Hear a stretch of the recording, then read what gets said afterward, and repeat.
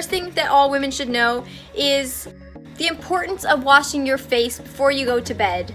Now, it does not matter if you are wearing makeup during the day or not wearing makeup during the day. Make it a habit to wash your face before you go to sleep. All those icky things throughout the day are getting stuck onto your skin. I prefer to use this as my step one to break down any oil or makeup on my face, and then I go and do step two, which is using this face wash, and then I follow it with a moisturizer, and then I go to sleep knowing that I'm not leaving gunk and grime on my face.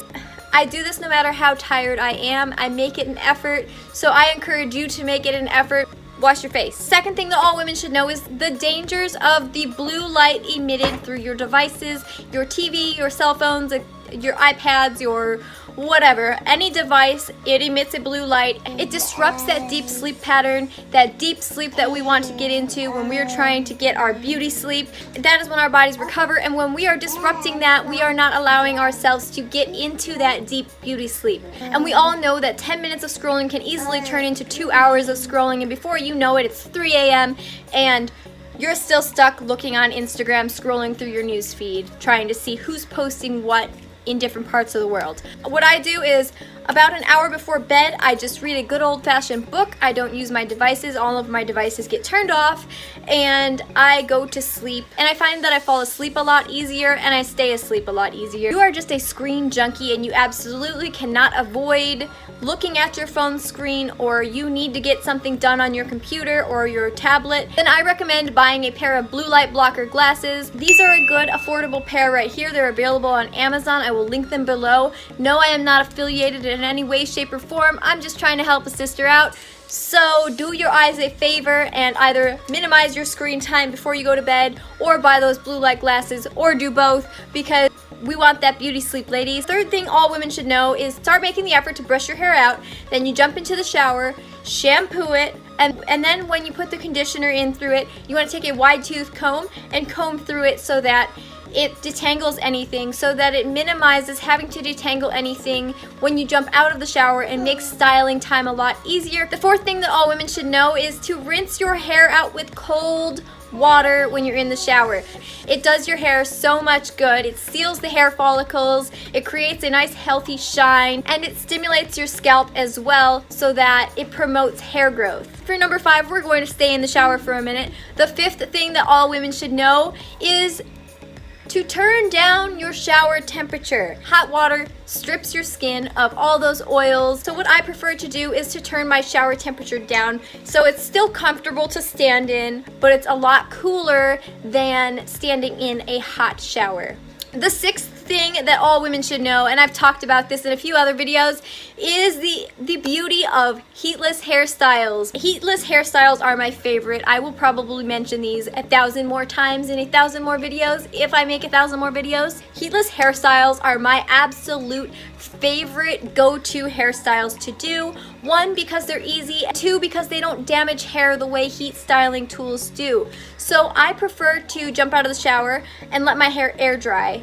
Unless I'm in a hurry, those are the only times that I'll use heat tools, but for the most part, I'm not in a hurry to go anywhere, so I just let my hair air dry, and then I'll do a hairstyle like this, which is heatless. These are waves from yesterday's heatless hairstyles that are finally just depleting. Now, some nights I will spray my hair to get it nice and damp with a spray bottle filled with water, and then I will do heatless overnight hairstyles, bantu knots, just regular old braids, rag curls, paper bag curls.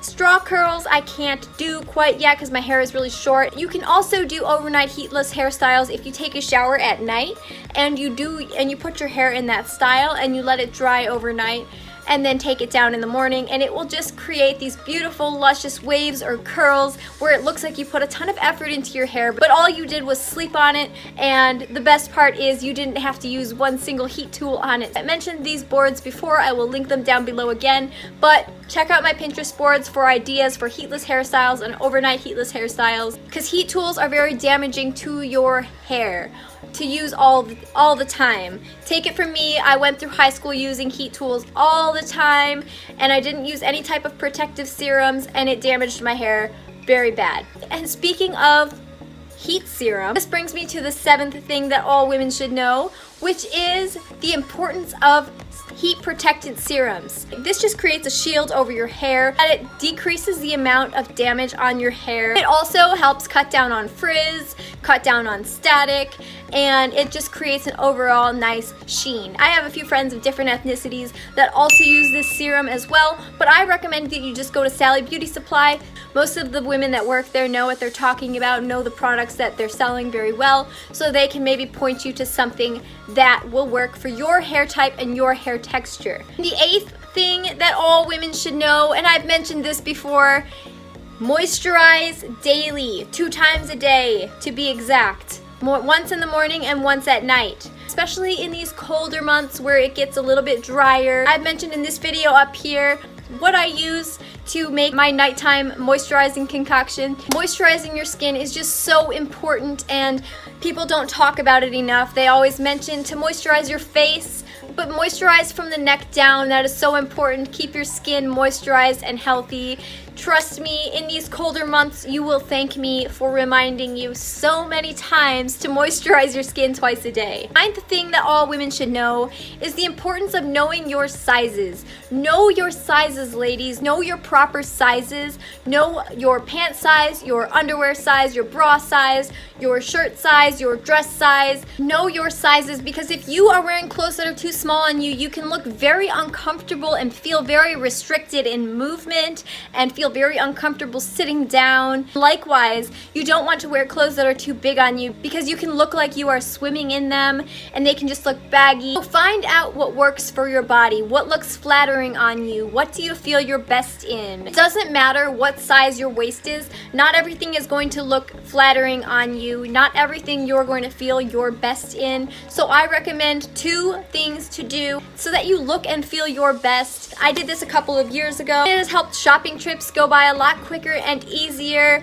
and it has helped me build a wardrobe that I actually love wearing. So the first tip is to find out your color season. You can pay for a professional test to be done, or you can use your best judgment and do a test online. I will link it down below. The second thing I recommend you do is to find out what your body type is, and I'm not talking about the generic hourglass, rectangle, inverted triangle, circle, whatever other shapes there are. I'm talking about one that's a little bit more detailed. It is called the Kibbe Body Type Test. And one of my favorite channels, Ellie does an amazing job explaining the body types and going through the quiz to find out what your body type is. The book is very expensive, but that's why I recommend her channel, because she has an entire series on this. I did this about a year ago, and this helps me so much. I know what looks good on my body, I know what I can get away with, and I know what to avoid for my body type. So I highly encourage you to go and check that out. When you're done listening to the rest of this video, we'll link her video series down below for that. But these 2 together make for a wonderful pair to find out what your color season and what your Kibbe body type is. So let's move on to the next one because that was a bit long. The 10th thing that all women should know is the basics of sewing. Now, I'm not saying you need to know how to sew an elegant ball gown, although that is pretty talented if you do know how to do that. But you should know the basics of sewing. Knowing how to fix a ripped seam, knowing how to darn a pair of socks, also sewing on buttons, which I do have a video. It is one of my older videos. I'm sorry for the quality and sound of that one, but that does teach you how to sew on buttons. And you can learn how to tailor your own clothes. Hem jeans for your husband. Fix the shoulders on a shirt so that they sit right on your body and you don't look like you're swimming in them.